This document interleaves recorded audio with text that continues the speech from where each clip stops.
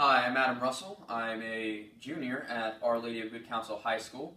I'm currently in IB Theater, and today I'm going to teach you how to do slapstick. Slapstick comes from my world theater tradition, French farce. Now, something to know before we start, be careful of how you fall and watch me carefully so you don't hurt yourself when you're trying this. If you're trying this for the first time, find a soft place to do it, like what I'm doing right here using a mat. And another thing about slapstick, when performing it, it always takes place in a common setting. So the scene could take place in a hospital or a hotel, not on some far distant moon of Venus. Alright, so the first thing I'm going to show you is how to trip. Now, to trip, it's very easy. All you have to do is first pick a spot where you want to trip. Then you just walk there, and you put the foot that you're not going to trip on down there. Then you take this foot, your other foot, and you're going to hit the back of your leg with it, and you're going to sort of lunge forward. Now, when you do lunge forward, make sure you're very exaggerated about it. So you have to sell it. You can't just use your legs to trip. Alright, so I'm going to take that a little bit faster. Like that. Now, tripping can be applied to a lot of different scenes. There could be an object, for example, like this book. You could be walking along, not paying attention to where you're going, and you could trip over the book, like that. Now, when you're tripping over objects, it's pretty much the same thing, only you're going to step right behind the object with your non-trip foot. Then you're going to catch behind your leg, and you're just going to step over it, and that's all it takes to trip over an object. Now, objects can be bigger than this, but again, you just got to make sure you step clearly over it so you don't actually end up tripping. It can also be applied if someone's trying to trip you. You know how they have their leg out like this, and you walk behind the leg and you trip. Same thing, just make sure you step clearly over the leg so you don't hurt them or yourself. Now, sometimes when people trip, they do fall, and there is a way to do that as well. So, how you do it is you're basically going to do just a regular trip, right? And you're going to sort of land here, start turning backwards. Don't land on your knee, land on sort of the fat part of your leg. And you're going to start leaning over and fall like that. So, let's do that again.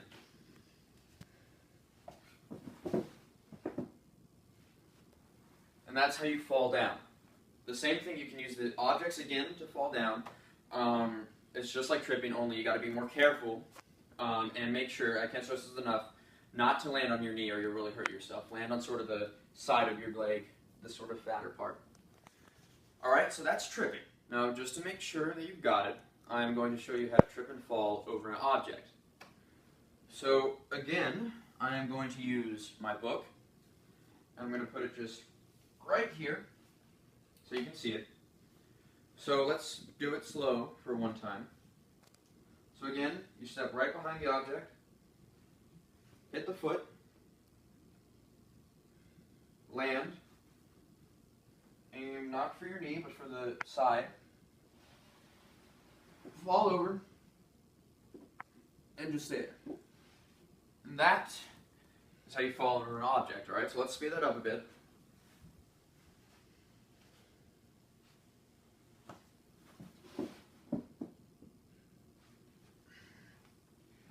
Okay, so again, same thing applies. You can trip over someone's leg, another object, or just trip on yourself and fall down. Either way, it works. Now, some common places where you could trip, you could be, say, in a woods and you trip over a root.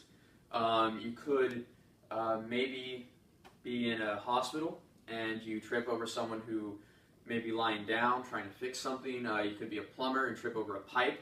The possibilities are endless for tripping, but again, keep it in a common setting. That's what really adds to the comedy of slapstick. And again, remember to accentuate those movements When you trip, don't just walk and do that. You gotta do a little bit more. Don't be afraid to lunge further, okay? So, now that I've taught you all the basics of tripping, I'm going to teach you how to fall backwards. Now, falling backwards is one of the sort of easier falls you can do. Now to start off, you're just going to stand, and you're going to take one foot. I'm going to use this one so that you can see me do it, but it can be any foot you want it to be. And you're going to put it behind you like this. Then, almost like you're sitting, you're just going to start sort of sitting down and aim to put in, make sure you aim for the cushion on your butt to cushion your fall. And when you roll back, you got to make sure that you don't roll back directly on your spine. On either side of the spine, you want to roll back. You roll back directly on your spine, it's going to really hurt. So, let's see that sort of sped up.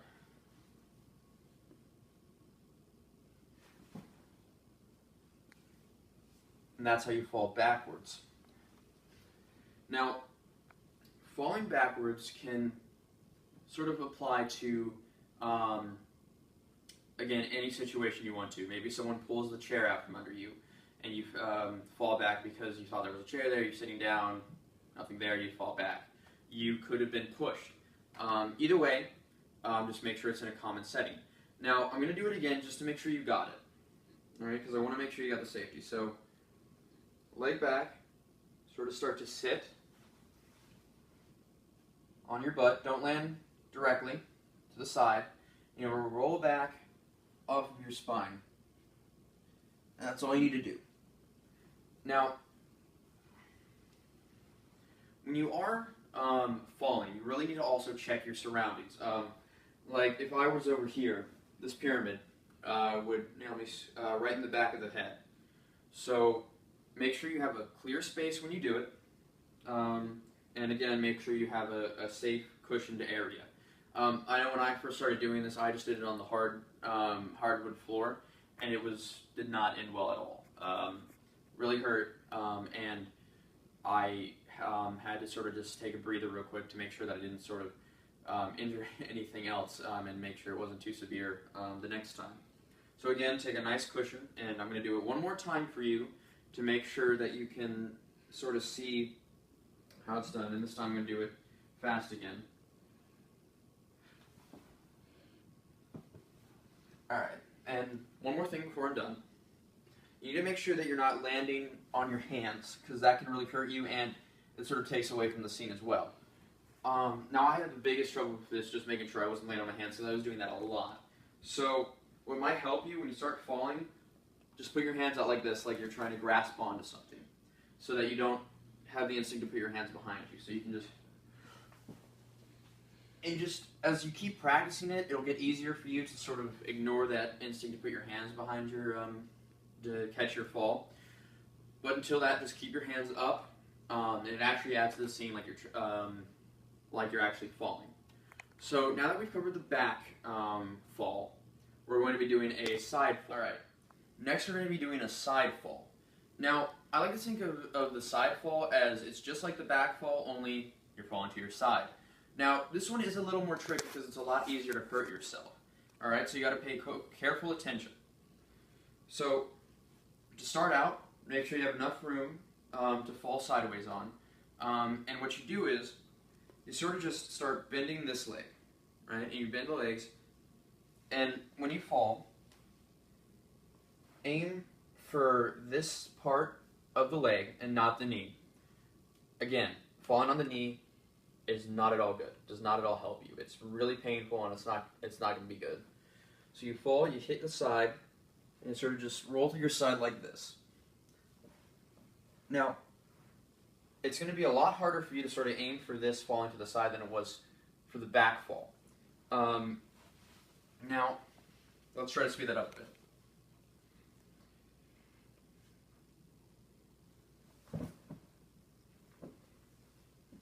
That was a side fall.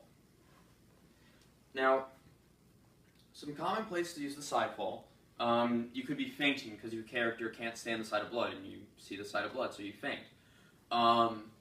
you might have been pushed from the side instead of the front.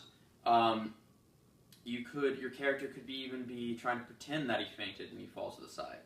Now let's say I fainted. Let's just demonstrate that for a second. You want to sort of look at the thing that might make you faint and just like that. Now, when you do fall, make sure. Now, when you do a side fall, and actually for any fall, make sure you sort of carry through with that. What I mean is, when you start falling down and you hit the ground, don't keep your head up, because I do that a lot. You got to put your head down and just lie there. I had the biggest trouble following through and just whenever I would fall, I just have my head up and ready to just pop back up. You got to make sure that you know the proper time to get back up and the proper time to fall. Now, just to make sure that you have it again, I'm going to do it slow. So, round, roll, and down. So pretty simple. Now, I'm going to do that one more time fast.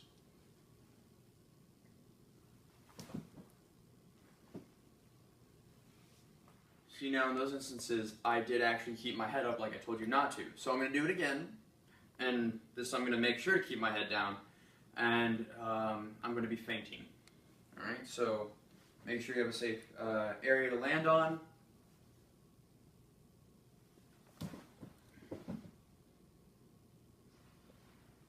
And that is the side fall. Alright, next I'm going to be showing you how to slap someone. This is where I'm going to need a partner, so I'm going to go get my little brother. Now, if you're looking for more examples of slapstick, I'd check out the Marx Brothers. These were a famous comedy group who did many films in the 1930s and 40s. Most famous among them were Room Service, A Night at the Opera, Animal Crackers, The Coconuts, and Duck Soup. You can also find many clips of them online. There's a really famous one they did called the mirror scene, where one impersonates the other, and they sort of pretend to be the reflections of each other. Also, if you're not too interested in the Marx Brothers, you might have heard of the Three Stooges. The Three Stooges were a comedy group in the 1930s and 40s who specialized in physical farce and slapstick. They were mainly known for their Colombian short films featuring Moe, Larry, and Curly, or sometimes Moe, Larry, and Shrimp. The Three Stooges continued their career till 1975. They had films such as A Plumbing We Will Go and The Woman's Haters Club. Of course, the most famous slapstick comedian is Charlie Chaplin.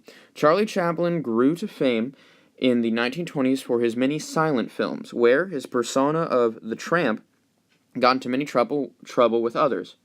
For example, you could see him running away from a lion, or tripping over a rock, fighting men by slapping them, or using his cane, or being slapped and kicked. Either way, he embodied slapstick. For a more recent example of slapstick, you should check out The Naked Gun. The story is about a cop who is trying to protect the Queen of England from being assassinated. In the movie, there's a whole scene with a co-detective trying to stop a drug lord, but being hit by many different objects falling from the roof, running into walls, and tripping over himself. Another good example of slapstick comes from Ace Ventura, Pet Detective, starring Jim Carrey. Ace Ventura follows a pet detective, as the name implies. In it, you'll see many scenes with people fighting animals, Ace Ventura fighting a mascot of a football team, people getting hit with footballs, and also people trying to struggle to get out of the bathroom.